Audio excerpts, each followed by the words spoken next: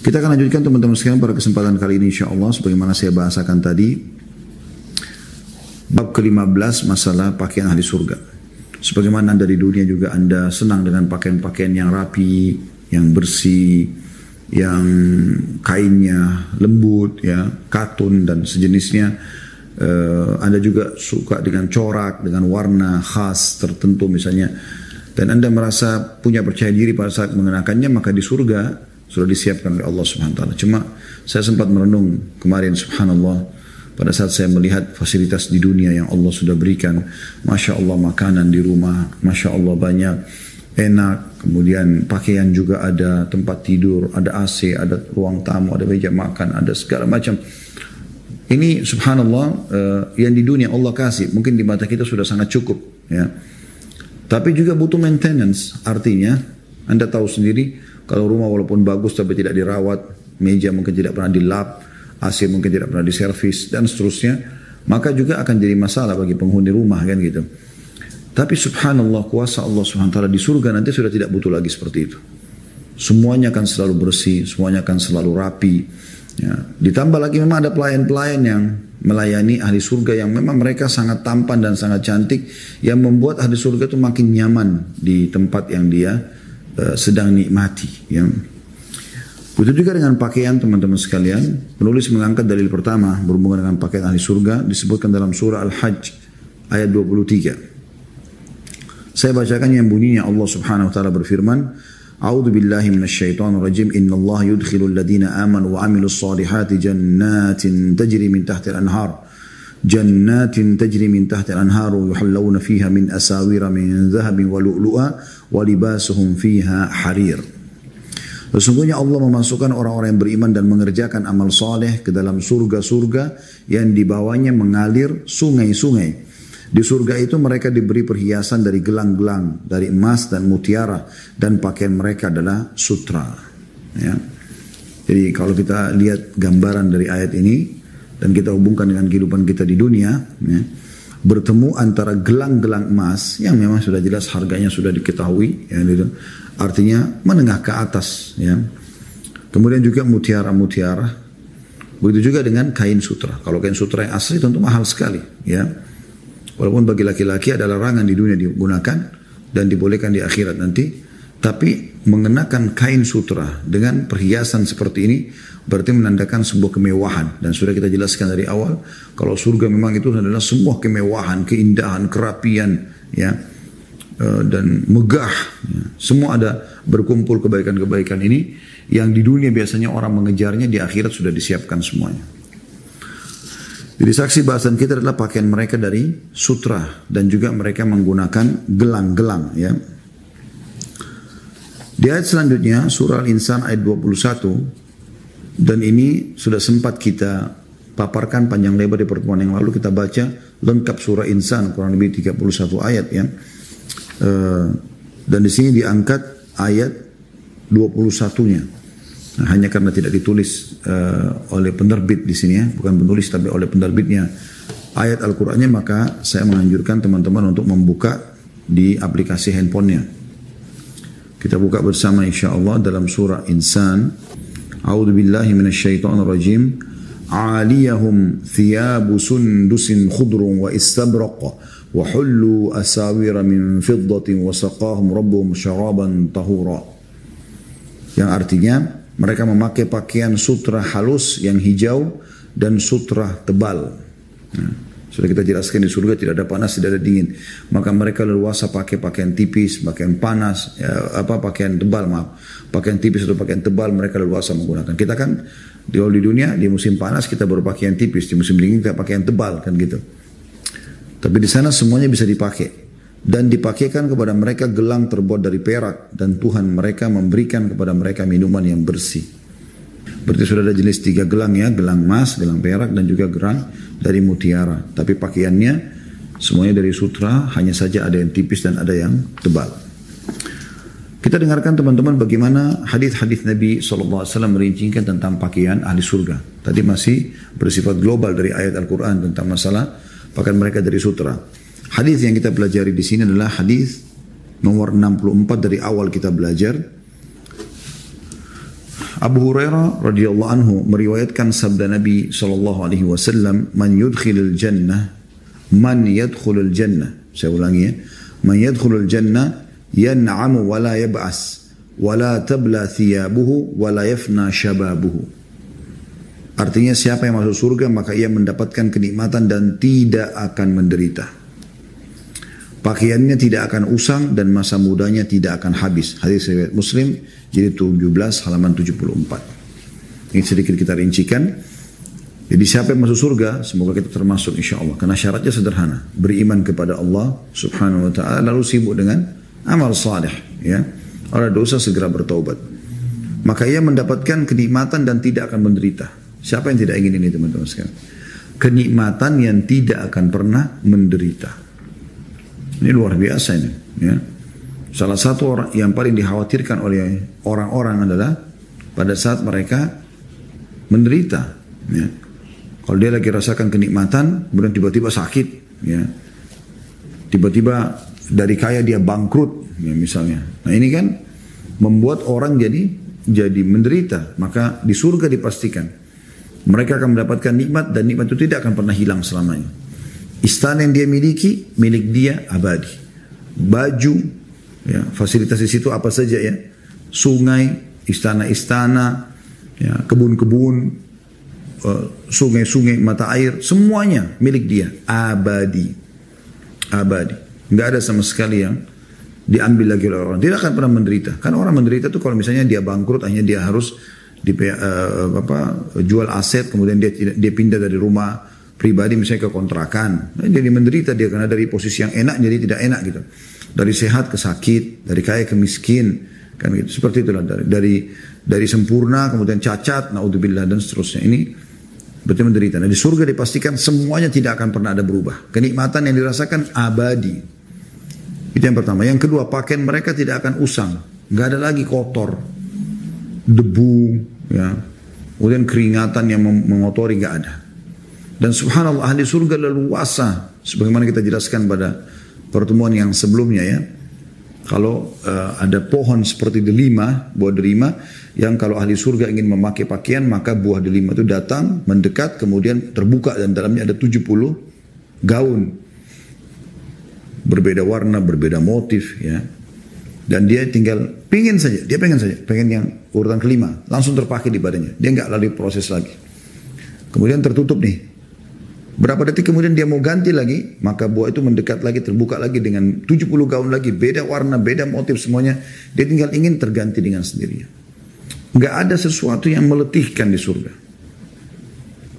Itu kan luar biasa. Baju tidak akan usang. Karena dia pakai sekalipun dia mau ganti, langsung dia ganti. Dan bukan cuma sekedar ganti, tidak terulang lagi dia pakai baju yang sama, bisa digantikan dengan yang lain oleh Allah subhanahu wa ta'ala yang maha kaya.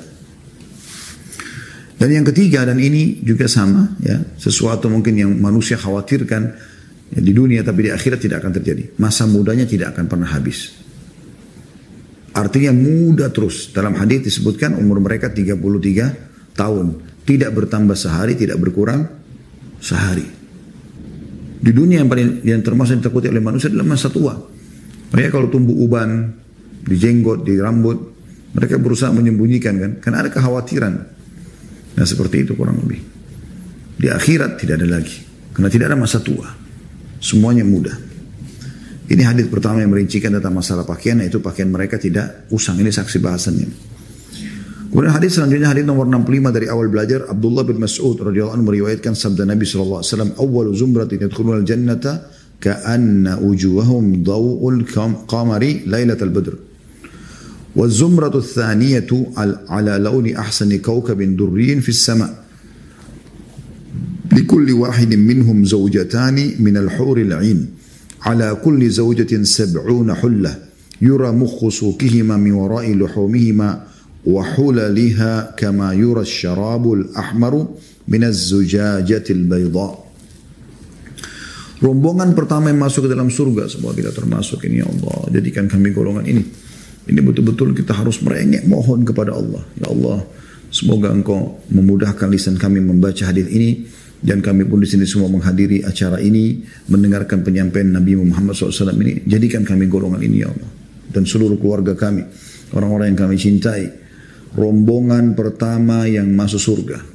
Allahumma amin ya Rabb. Wajah mereka laksana cahaya bulan purnama.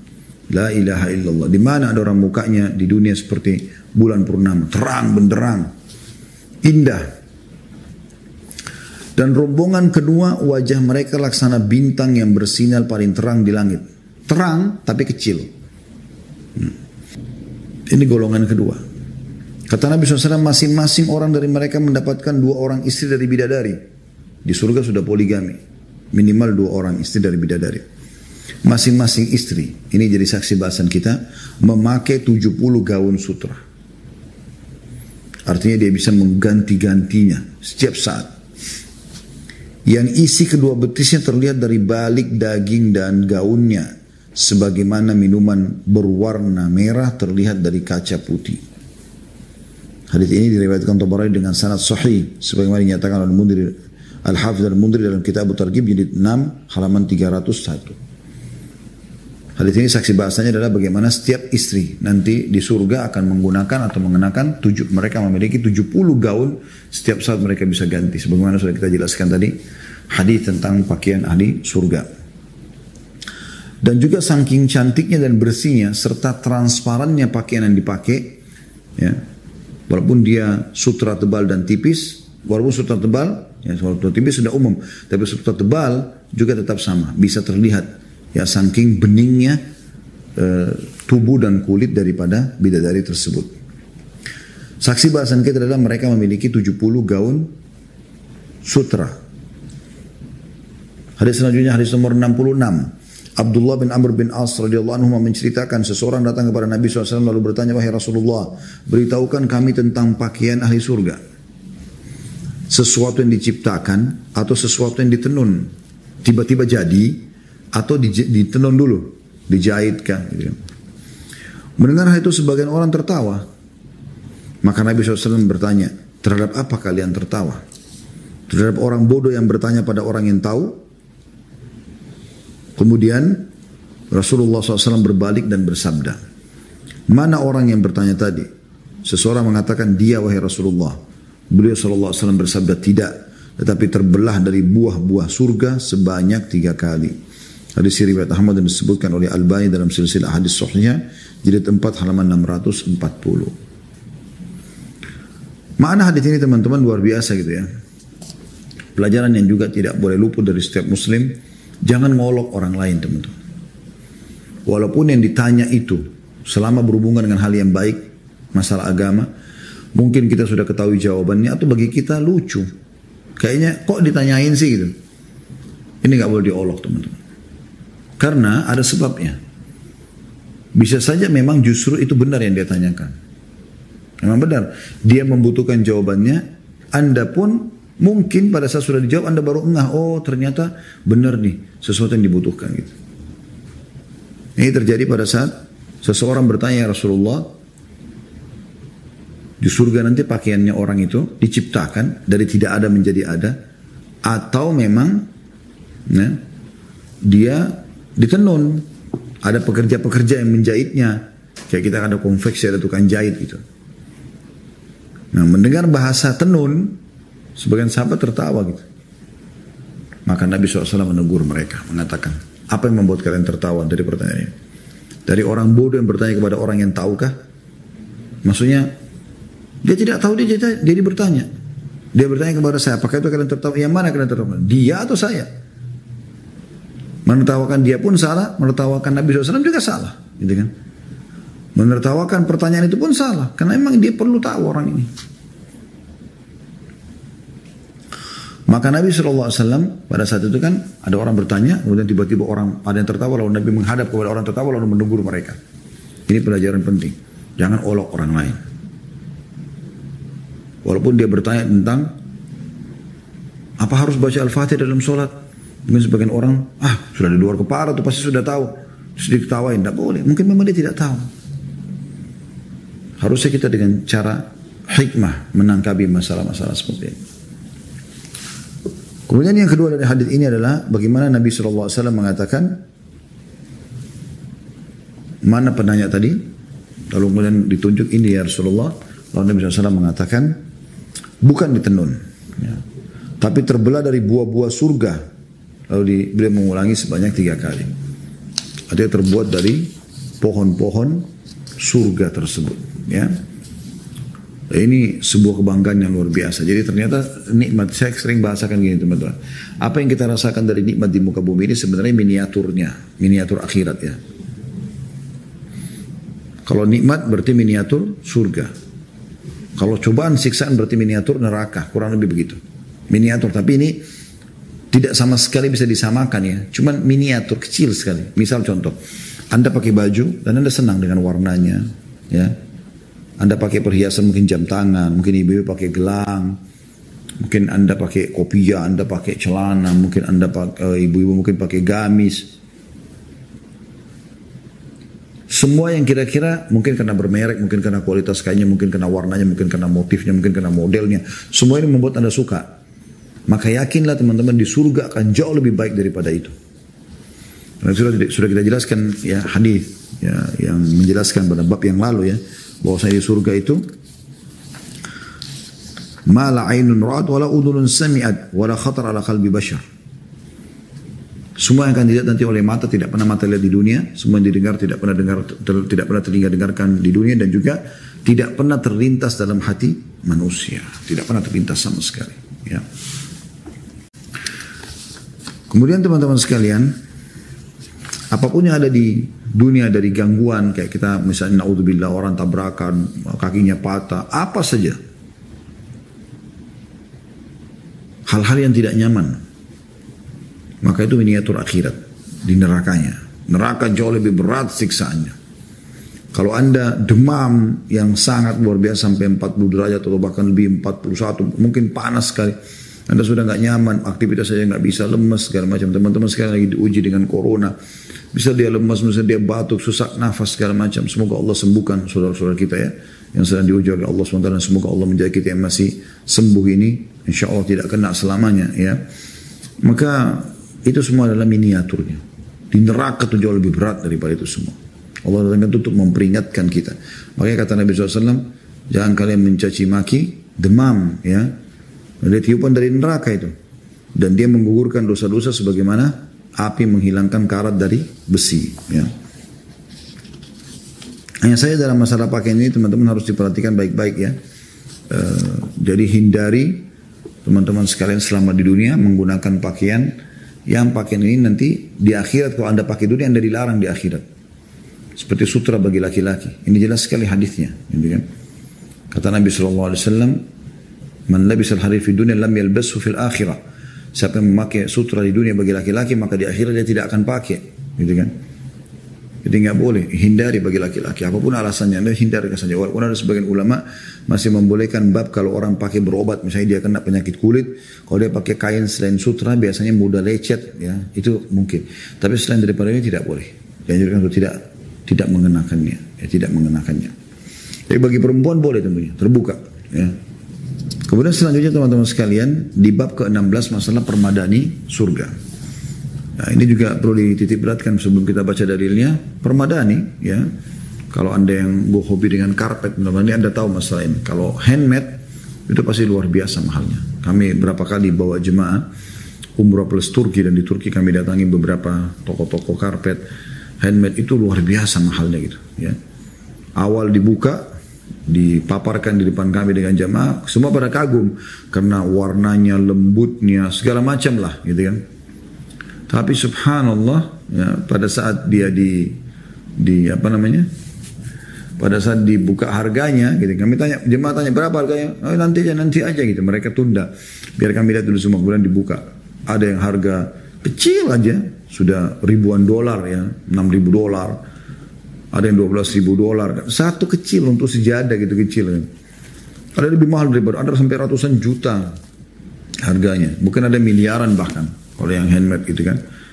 Berapa kali kami datangi di beberapa kota di muka bumi ini sama seperti itu. Nah ini permadani yang memang menjadi kebanggaan juga. Umumnya sih istana-istana raja, presiden kan ada permadaninya ya, kemudian rumah-rumah orang yang mampu umumnya begitu ya. Dan juga dibuatkan ya murah-murah, karpet-karpet murah buat rumah-rumah juga orang yang menengah ke bawah juga ada. Dan dianggap kalau rumah pakai permadani itu berarti sesuatu yang indah gitu ya. Menandakan ada keistimewaan, walaupun kadang-kadang permadani itu ditaruh lagi di atasnya meja gitu kan, ditimpai oleh meja atau mungkin ditaruhin bantal-bantal dan seterusnya. Tapi jelas di surga itu akan ada permadani, tapi tidak seperti permadani yang ada di dunia. Bukan lagi permadani yang miliaran itu, jauh sekali. Anda akan lihat bagaimana ciri-cirinya disebutkan nanti permadani tersebut. Jadi istana itu akan penuh dengan permadani, indah sekali. Allah SWT sebutkan dari pertama diangkat oleh penulis adalah surah Al-Ghashiyah ayat 13 sampai ayat 16. Bunyinya a'udzubillahi minasyaitonir rajim, fiha sururun marfu'ah wa akwabun mawdu'ah wa namariku masfufah wa zarabiyyu mabthutha. Di dalamnya surga itu ada tahta-tahta yang ditinggikan dan gelas-gelas yang terletak di dekatnya, tempat-tempat duduk. Kayak tahta-tahta kerajaan, sebelahnya sudah ada gelas-gelas, tinggal duduk aja, kayak raja-raja. Dan bantal-bantal sandaran yang tersusun. Juga permadani yang terhampar. Jadi memang seperti sebuah istana yang mewah sekali. Udah istananya bisa nampak dari dalam dan keluar, sebagaimana kita jelaskan juga itu ya. Di dalam keutamaan sholat malam, ini pernah kita jelaskan di kajian hari Jumat. Jam 1 siang Sahih Targhib Tarhib tentang masalah ini ya. Dan bagaimana subhanallah punya keistimewaan tersendiri gitu ya. Baik, kata beliau, namarik adalah bantal-bantal. Makna daripada ayat Al-Quran tadi, wa namariku masfufa, dan bantal-bantal. Zarabiyu adalah permadani. Kemudian dalam surah Ar-Rahman ayat 54 Allah SWT menggambarkan tentang permadaninya.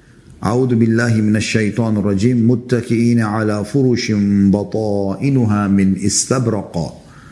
Mereka bertelekan di atas permadani yang sebelah dalamnya sutra. Kalau kita tahu permadani di dunia ini, dalamnya bukan sutra. Luar mungkin bisa dilapis dengan sutra, tapi bagian dalamnya tidak, dan apalagi tidak nampak gitu kan. Ini kalau bagian dalamnya aja seperti ini sutra, bagaimana dengan bagian luarnya? Pasti akan sangat indah sekali. Sangat indah sekali. Kemudian juga di situ ditulis yang bagian bukunya istabraq, yang dikatakan muttaqiina ala furushin batainuha min istabraq. Istabraq adalah sutra yang tebal. Jadi bukan cuma sutra-sutraan, sutra yang tebal itu ditaruh bagian dalam permadaninya. Bagaimana dengan luarnya? Pasti akan lebih indah daripada dalam. Anda tahu biasanya kan bantal, sandaran. Pasti dalamnya tidak nampak karena dibungkus dengan kulit, misalnya dibungkus dengan kain sarung bantal dan ditutupin lagi mungkin dengan hiasan apa. Bagian dalam orang tidak nampak. Tapi ini subhanallah dikatakan bagian dalamnya sutra tebal seperti ini. Bagaimana dengan luarnya? Kemudian dalam surah Ar-Rahman ayat 76 Allah SWT juga menyebutkan, a'udzubillahi minasyaitonir rajim, muttaqiina 'ala rafrafin khudrin wa abqariyyin hisan. Mereka bertelekan pada bantal-bantal yang hijau dan permadani yang indah. Dan permadani yang indah. Jadi bantal-bantal dan permadani. Ini mereka bertelekan di situ. Jadi duduk santai-santai. Makna daripada muttaqiina ala rafraf. Rafraf ialah taman surga.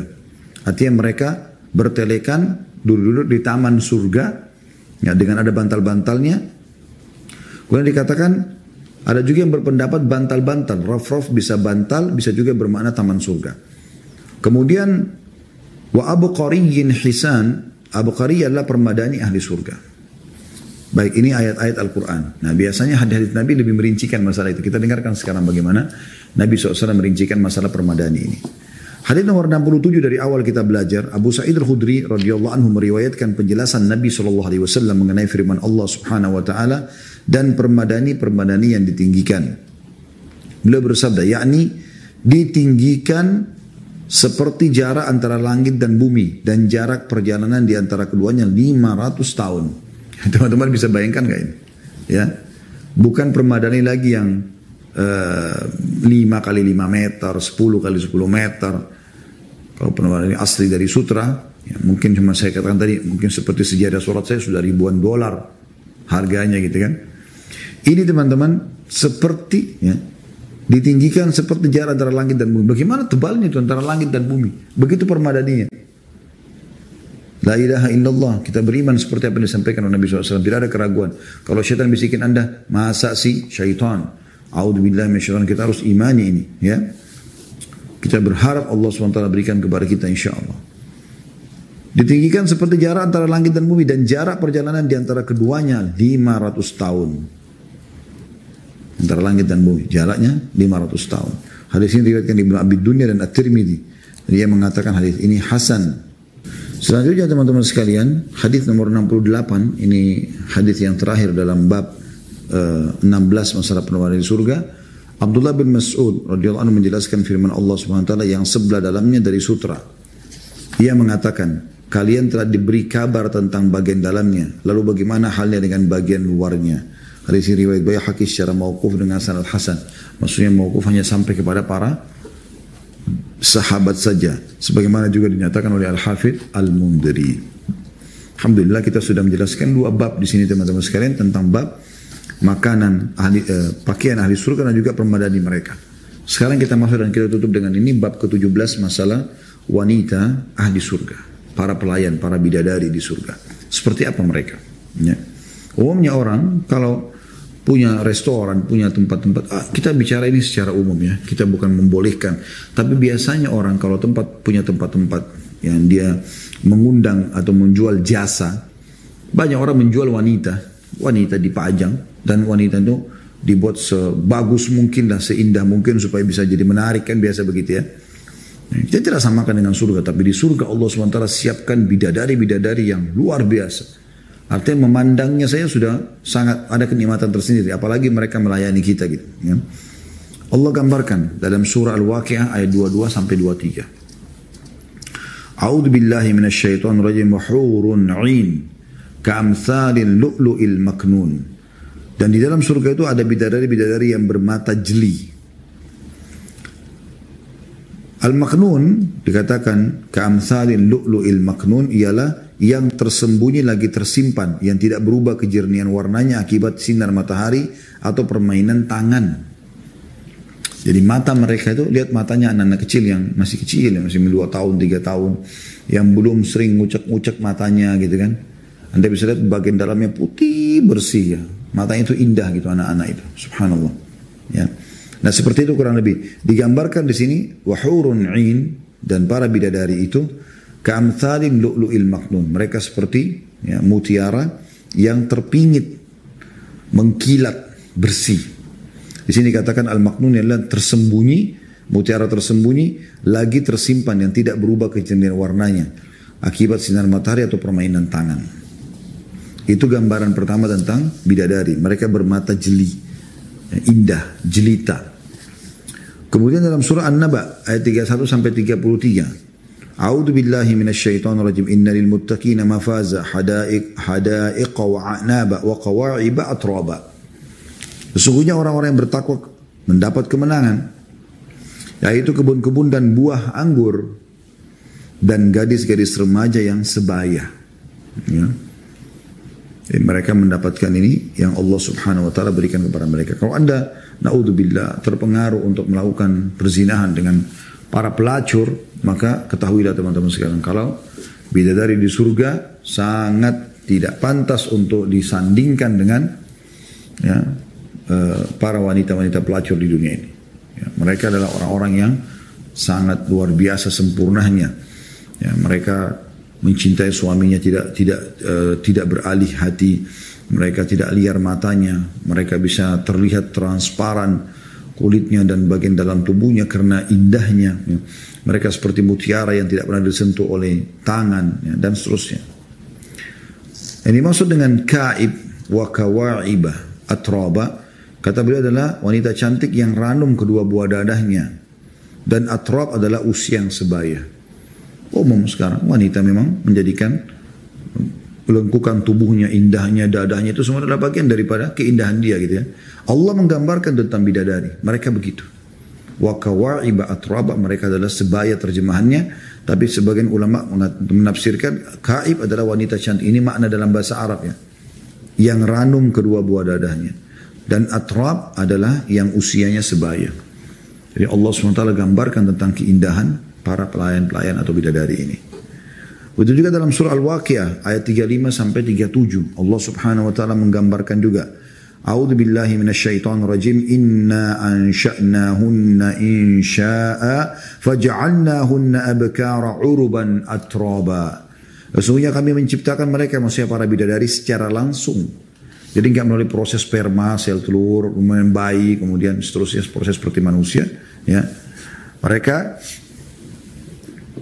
dan kami jadikan mereka gadis-gadis perawan, penuh cinta lagi sebaya umurnya. Makna abkar adalah jamak daripada bikr, yaitu gadis. Dan uruban atraba ialah wanita yang mencintai suaminya. Ini ciri mereka. Jadi wahai muslimah, kalau engkau ingin menjadi wanita ahli surga, harusnya seperti ini cirinya. Gitu. Ciri mereka itu adalah mereka penuh cinta dan sebaya umurnya. Maksudnya penuh cinta ini selalu, ya, perlu perhatian terhadap suaminya gitu kan. Ini bagian daripada ciri mereka. Kalau di surga itu cirinya luar biasa. Selain mereka cantik, ya tadi ranum dadahnya, dikatakan tadi sini ya, kemudian sebaya umurnya, juga dikatakan mereka diciptakan secara langsung. Jadi beda dengan kita manusia, mungkin melalui proses sehingga ada sifat-sifat buruknya. Ini tidak ada. Allah ciptakan langsung sempurna. Lalu mereka gadis-gadis perawan, mereka tidak pernah disentuh oleh jin dan manusia. Ya. Dan setiap kali digauli oleh suaminya, maka mereka akan kembali perawan lagi. Begitu terus. Penuh cinta, perhatian, ya, pengorbanan, dan seterusnya. Dan juga sebaya umurnya karena tidak akan pernah berubah. Umurnya tidak akan berubah. Hadis selanjutnya yang menjelaskan, maaf, ini hadis yang pertama yang menjelaskan tentang wanita ahli surga. Merincikan ketiga ayat tadi ya, Al-Waqiah 23 sampai 22 sampai 23, An-Naba 31 sampai 33 dan juga Al-Waqiah 35 sampai 37. Ya. Hadis pertama adalah hadis di bab ini, hadis 69 dari awal kita belajar. Anas radhiyallahu anhu meriwayatkan sabda Rasulullah SAW, pergi di jalan Allah baik di waktu pagi maupun sore lebih baik daripada dunia dan seluruh isinya. Langsung kita bedah aja ya. Ini berarti menandakan siapapun yang keluar karena Allah Subhanahu wa taala, berjihad kah, cari nafkah kah, menurut ilmu kah, semua karena Allah, maka lebih baik itu daripada dunia dan seluruh isinya. Sungguh busur salah seorang dari kalian atau tempat cemetinya lebih baik daripada dunia dan seluruh isinya. Artinya nanti di surga. Ustaz, apakah orang butuh cemeti? Apakah orang butuh busur panah di surga? Semua yang Bapak Ibu mau ada. Anda mau berburu, Anda mau punya panahan, Anda mau punya apa saja. Fiha ma tashtahil anfus, kata Nabi SAW. Dalam surga semua yang jiwa mau dikasih. Seandainya, kata Nabi SAW, kau melihat seorang wanita ahli surga turun ke bumi, niscaya ia memenuhi ruang antara bumi dan langit dengan wangi harumnya. Kalau satu wanita ahli surga nengok saja ke dunia ini, maka seluruh langit dan bumi ini jadi wangi. Bagaimana wanginya wanita itu? Allah ciptakan begitu, subhanallah. Dan ini teman-teman didapatkan hanya dengan seseorang itu patuh saja. Sholat, puasa, jalankan perintah, nikmati halal, jauhi yang haram. Anda akan dapat ini. Janji Allah pasti benar. Kita tinggal tunggu masa ajal kita sampai nanti di dunia ini, maka kita akan mendapatkan semua itu. Insya Allah. Dan niscaya menerangi ruang di antara keduanya. Kudung yang berada di atas kepalanya lebih baik daripada dunia dan seluruh isinya. Hadis riwayat Bukhari jilid 6 halaman 15. Jadi mereka menggunakan kain juga di kepalanya gitu kan. Saksi bahasan kita adalah sifat wanita ahli surga ini, mereka wangi ya. Dan kalau dia menengok saya di muka bumi ini akan memenuhi wanginya langit dan bumi, begitu luar biasanya, yaitu luasnya. Dan kerudungnya di atas kepalanya yang diletakkan lebih baik, lebih indah daripada dunia dan seluruh isinya. Mereka kerudungnya aja sudah tertarik membuat kita lupain dunia dan seluruh isinya. Lalu untuk apakah perempuan pelacur yang tidak benar? Ya. Wa na'udzubillah. Hadis selanjutnya, hadis nomor 70 dari awal belajar. Abu Hurairah radhiyallahu anhu meriwayatkan sabda Nabi SAW, Inna awwala zumratin yadkhuluna al-jannata ala suratil qamari laylatal badri wallati taliha ala adwa'i kawkabin durrin fis sama' likulli wahidin minhum zawjatani ithnatan yura mukhu suqihima min wara'il laham ma fil jannati a'zab. Mohon maaf. Hadis ini riwayat Bukhari dulu, jilid 6 halaman 321. Terjemahannya rombongan pertama yang masuk surga. Semoga kita termasuk insya Allah. Tadi sudah kita baca ini tapi kita ulangi lagi karena disulangi oleh penulis. Dan kita mohon kepada Allah semoga kita termasuk golongan pertama ini. Yang wajahnya seperti bulan purnama masuk ke dalam surga. Allahumma amin. Dan rombongan berikutnya wajah mereka laksana bintang yang bersinar paling terang di langit. Masing-masing orang membawa 2 orang istri yang isi betis keduanya terlihat dari balik dagingnya. Kemudian tambahan yang kita belum bahas tadi adalah potongan akhir hadis ini. Di surga tidak ada yang hidup membujang. Tidak ada lagi. Walaupun dia meninggal masih kecil, dia meninggal belum sempat beristri, dia akan mendapatkan nanti pasangan di sana. Lalu bagaimana dengan wanita? Sama, dia juga akan dinikahkan dengan salah satu, atau Allah SWT akan satukan dia dengan salah satu dari ahli surga. Hadis selanjutnya 71. Dari awal kita belajar urutan 71. Abu Sa'id al-Khudri radhiyallahu anhu meriwayatkan sabda Nabi SAW, sungguhnya seseorang duduk santai di surga selama 70 tahun sebelum berpindah. Jadi luasnya istananya dia luar biasa. Tapi saking indahnya istana itu sampai dia kalau dulu di satu sisi, lihat satu sisi, dia melihat sampai 70 tahun. Baru dia pindah ke tempat lain. Saking indahnya dia nggak mau berpindah. 70 tahun bahkan di dunia. Dari mulai bayi sampai kita ubanan gitu. Ya. Kemudian istrinya datang kepadanya. Lalu melihat wajahnya, lalu ia melihat wajah istrinya, atau dia melihat wajahnya pada pipi istrinya. Jadi saking beningnya dan seperti cermin wajah itu sampai dia bisa lihat dirinya dari pipi istrinya. Saya ulangi, sesungguhnya seseorang duduk santai di surganya selama 70 tahun sebelum berpindah. Kemudian istrinya datang padanya lalu melihat wajahnya dia pada pipi istrinya yang lebih bening dibandingkan cermin. Intan paling kecil yang dipakainya oleh si wanita tadi istrinya dapat menyinari antara timur dan barat. Intan paling kecil, terangnya luar biasa. Istrinya memberi salam padanya dan ia pun menjawab salamnya. Ia bertanya kepadanya, siapa anda ini? Lalu istrinya bertanya menjawab, aku adalah tambahan atau mazid ya, dari pelayan-pelayan surga, gitu kan. Ia memakai 70 gaun atau 70 pakaian dan yang paling kecil seperti gunung Nu'man. Ya, karena bagusnya berasal dari pohon yang bernama tuba. Ia menerawangnya sehingga melihat isi betisnya dari balik pakaiannya. Wanita tersebut memakai mahkota dan intan yang paling kecil miliknya dapat menyinari antara timur dan barat. Hadis ini riwayat Tabarani dalam Kitab Al-Awsat dengan sanad bagus sebagaimana juga dinyatakan oleh Al-Haythami dalam Majma' jadi 10 halaman 418 ya. Kemudian kata penulis, saya katakan, ini kata penulisnya, pernyataannya aku adalah mazid atau tambahan, pengataan tadi bidadari itu, semakna dengan firman Allah Subhanahu wa taala dalam surah Qaf ayat 35. A'udzu billahi minasyaitonir rajim, lahum ma yasha'una fiha wa ladaina mazid, ya. Mereka dalamnya memperoleh apa yang mereka kehendaki dan pada sisi kami ada tambahannya. Jadi maksudnya adalah ada bidadari. Dalam beberapa riwayat dikatakan nanti akan ada ahli surga lewat di atas istananya, bidadari terbang. Kemudian mampir ke dia. Kemudian dia bertanya siapa kamu? Dia mengatakan saya adalah mazid, tambahan. Ya, yang Allah mau tambahkan. Kalau engkau menerimaku aku akan tinggal. Kalau engkau tidak menerima aku akan cari istana yang lain. Seperti itu Allah tambahkan mereka pelayan-pelayan. Lalu kata penulis An-Nu'man yang Nabi SAW mengatakan ya, pakaian atau satu gaun yang paling kecil yang dipakai oleh bidadari tersebut seperti gunung Nu'man. Kata beliau An-Nu'man adalah sebuah bukit di Arafah. Itu besar gaunnya ya. Dan tuba sebagaimana dikatakan berasal dari pohon tuba adalah pohon yang mengeluarkan pakaian-pakaian ahli surga.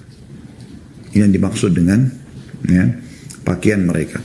Yang terakhir teman-teman sekalian, ini saya ingatkan kepada setiap muslimah, perhatikan baik-baik hadis ini. Ya, jadikan suamimu sebagai pintu surgamu, wahai muslimah, bertakwa kepada Allah Subhanahu wa taala. Jadikan dia sebagai penyebab kamu masuk surga, karena ini tugasmu hanya melayani dia semasa engkau hidup saja. Setelah engkau meninggal sudah selesai. Itu tugas dari Allah Subhanahu wa taala. Ya, kalau dia orang fasik benar-benar jauh dari agama, anda boleh mohon kepada Allah SWT agar dilepaskan dari dia supaya dapat suami yang baik yang anda layak untuk melayani dia gitu ya.